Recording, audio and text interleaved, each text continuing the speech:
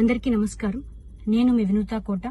తెలుగింటి ఆడబిడ్డగా మీడియా ద్వారా రాష్ట్ర ప్రజానికానికి, శ్రీకాళహస్తి నియోజకవర్గ ప్రజలకు, నాతో పనిచేసిన మా జన సైనికులకు కొన్ని విషయాలు తెలియజేయడానికి మీ ముందుకు వీడియో ద్వారా వస్తున్నాను.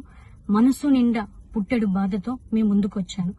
మేము చేయని తప్పుకి మేము జైలుకు వెళ్లినందుకు కూడా నాకు బాధ లేదు, కానీ మేము చంపాము అని మీడియా ఛానల్లో ప్రచారం చేయడం నాకు చాలా చాలా చాలా బాధ వేసింది.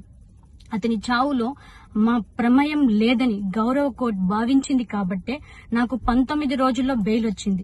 సబ్సిక్వెంట్లీ 1 నెలలో మా అందరికీ బెయిల్ వచ్చింది. మేము ఫారెన్ లో లక్షల జీతాలు వదులుకొని రాజకీయాల్లోకి వచ్చింది ప్రజలకు సేవ చేయడానికి, కానీ మనుషుల ప్రాణాలను తీయడానికైతే కాదు. అలాంటి మనస్తత్వం మాది కాదు.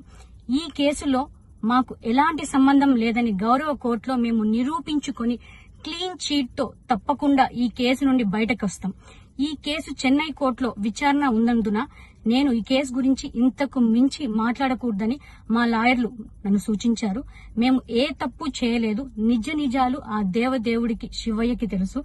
ధైర్యంగా పోరాడతాం.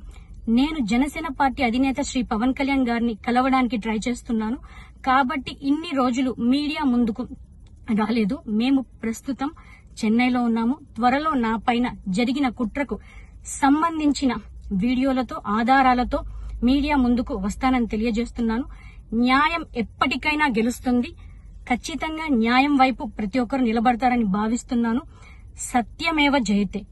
జై హింద్. మీ వినూతా కోట.